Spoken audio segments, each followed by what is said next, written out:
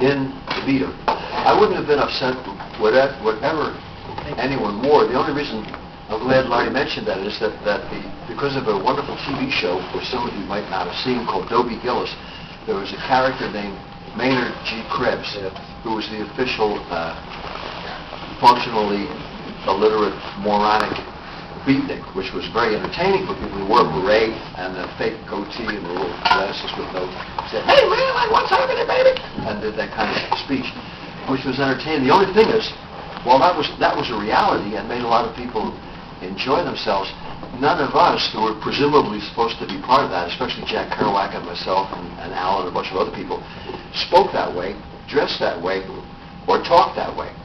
Not that we thought it was bad, and we knew people that did and enjoyed their company, but the stereotype and the cliche very often becomes the reality. So the idea of the beatnik and the beat moron became very enjoyable as kind of a character symbol, like a lot of other things we don't use anymore as stereotypes. A lot of those words are no longer acceptable in mainstream society. We still use the word beatnik, but that's just as a pejorative term, an inaccurate term, as a lot of other things. It's not bad, it just happens to be inaccurate in the sense of what all of us did. And when we did the first ever jazz poetry reading back in 1957 in public, I had met Jack in 1956 at what they called the BYOB party. That's the Bring Your Own Bottle party. And the painters always had the largest space for the lowest rent.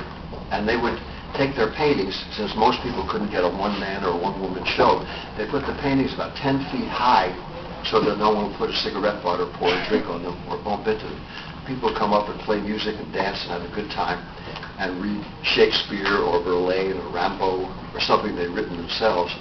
And I was playing with Charles Mingus, whose son is here today, and who'll be playing with me tonight, so that's a wonderful completion of a circle for me. And Jack Kerouac, which I didn't know, had heard me when I played there. So seeing me, he said, "Play for me." He handed me a piece of paper, and then he took it back before I could see it. And I just started playing. I had no idea what he was going to do, but I could just listen to him and hear the music that was already in his poetry and know that my job was to enhance the music that existed in the words without anybody playing anything.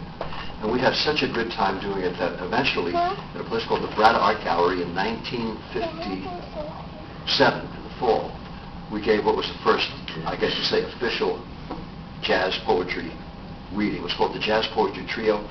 Philip Lamantia, Howard Hart, Jack, and myself. There were four of us, but then we figured if one person didn't show up, it would still be a trio. So it was called the Jazz Poetry Trio. It was so much fun. We did a bunch of other ones. Then that became a big fad. And everybody who had a bar would get someone to come in and scream into the microphone as loudly as possible. Then get a lot of musicians to play I've Got Rhythm or Cherokee as fast as possible. And after about 3 months, jazz poetry had its rightful demise, like the hula hoop and other things we had that are fads.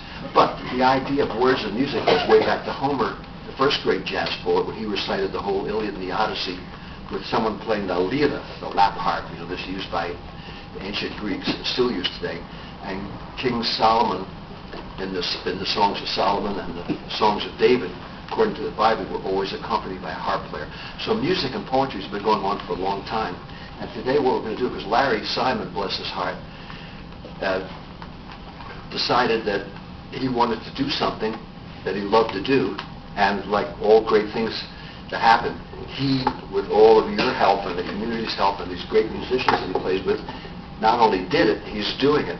And this is the third year this remarkable festival has been set an example to the whole country of how to have something in a community that's for the community, rather than bringing in a whole bunch of people and then having them leave town with all the money, and most of the people in the town leave for that weekend. I've been to a lot of festivals like that too, where the festival is an imposition on the community, except as a money-making venture exclusively. And this is so much a community event. I feel honored to be here for the third year, and even can find Gillies. Have a guide. And they spent the year recovering. But anyway, we're going to be working with these great young high school students that is so beautiful, and young folks, and I can just say if Jack were here, he would be